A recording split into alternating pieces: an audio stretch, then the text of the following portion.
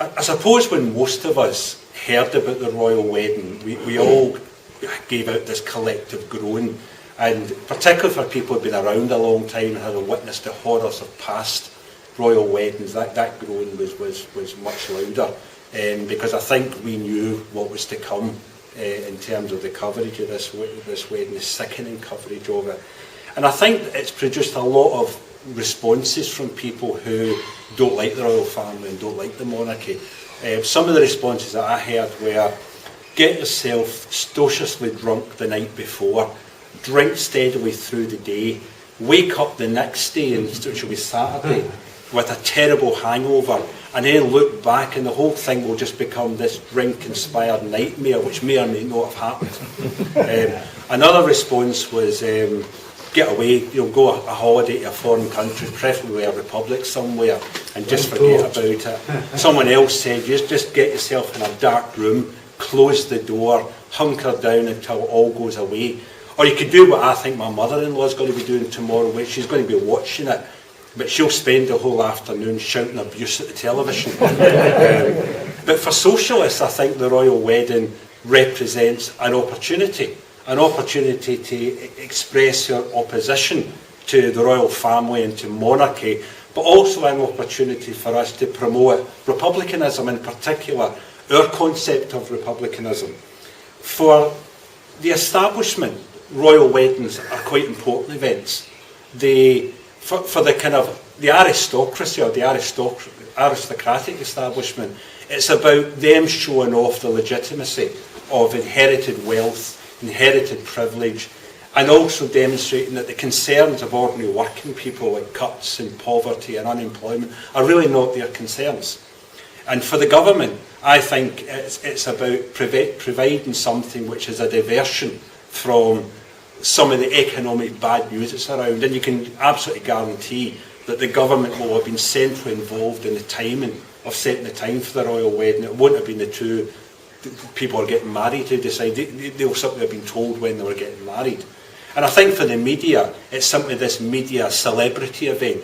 I mean, a royal couple are getting married. It could be Madonna getting married, for all the concern. It's about their notion of celebrity culture and the way they do that. And there's no doubt that millions of people, particularly in England, will be drawn into that. But the good thing is millions of people aren't, particularly in Scotland, where I think the main response to this, anecdotally, ranges from either anger or irritation, or what I think for most people is simply blind indifference to the whole thing. I think people just see this as an event which is passing by. I think for socialists, though, it's important that we also mark the royal wedding in terms of our opposition to monarchy, and there are a whole number of different events that are taking place.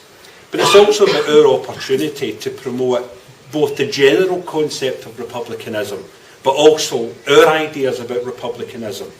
Republicanism, in a general sense, I think brings together a number of different ideas. It's about a modern political system. It's about a political system for the 21st century, as opposed to monarchy, which is a throwback to a more reactionary, almost medieval time, if you look at the different monarchies that still exist around Europe. Republicanism is also about the centrality of democracy, that we live in a we have democratic representative government.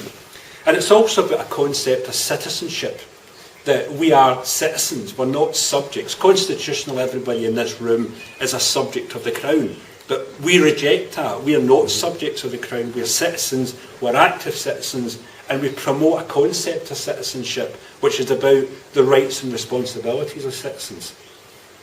But as socialists, we also take the idea of republicanism further than that, and the concept of democracy further than that. There are a lot of countries in the world which are republics. Some of them are not the best examples of republican values. If you look at the United States, for example, probably one of the world's largest republics. In many ways, although the United States came from a revolution, and if you look at the American Constitution, it's actually one of the most revolutionary documents in the world. if you look at how republicanism has developed in the United States, you still have a political system which is dominated by a wealthy elite. And now what that tends to show you is that republicanism and capitalism, you bring them together, rarely works, because one will always tend to corrupt the other. And capitalism has corrupted republicanism in the United States, as it has in France, as it has in other countries. Our concept of democracy in a republic is far deeper, far more profound, far more radical. In terms of Scotland, in terms of our ideas of a future Scottish socialist republic, it doesn't mean simply the absence of monarchy. I read this thing, I think it was in Daily Record a while back. If you didn't have the Queen as the head of state, who would you have? And people were putting in suggestions like Sean Connery. Once somebody put in a suggestion that Billy Connolly would be a good head of state. I think our idea, though, is much more about the centrality of democracy and extending democracy beyond the narrow limitations of capitalist democracy or bourgeois democracy or representative democracy in terms of what it's called. We want to extend democracy beyond local government and national government. We want to extend it into local communities, to give local communities far more control over the things that up to this point have affected their lives. Power to the people, giving people control over the things that affect their life. We want to extend democracy into the workplace. Workers' control, giving again people control over that whole area of their life that up to this point you have very little control over. Giving power to the people. Because that's what our concept of democracy is. So when we argue for a Scottish Socialist Republic, we're arguing not just a more modern version of the existing political system. We're arguing for a much more radical, much more inclusive, much more dynamic version of democracy, which I would argue can only really be achieved under socialism. The SSP wanted to mark the royal wedding. They didn't want it just to go away. And for those people who didn't take up the other options like getting drunk or leaving the country or shouting at the television or locking yourself in a dark room, valid as all those options are, I think it was important that socialists came out and marked the event. We've tried to hold this event tonight. It was important we got somebody from the Hereditary here. Again, it's about local communities, in this case a community at Glasgow University, beginning to control their own affairs. There are other events happening throughout Britain. There is other events happening in Scotland.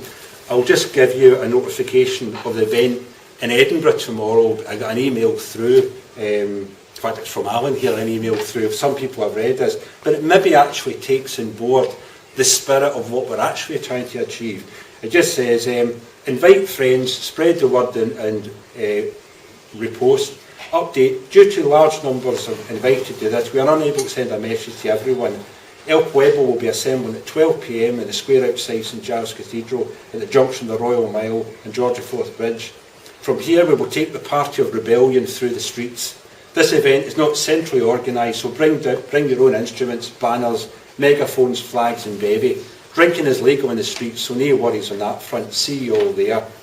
The royal wedding is almost upon us, and with it another reminder of our status as subjects of an unaccountable system of privilege and power.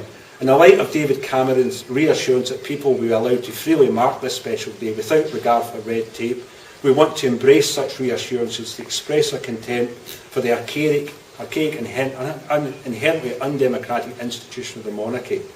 On this day we hope to see the Royal Mile transformed into a Republican Mile and a celebration of democracy and people power, and a two-finger salute to the monarchy, the ruling classes and all they represents.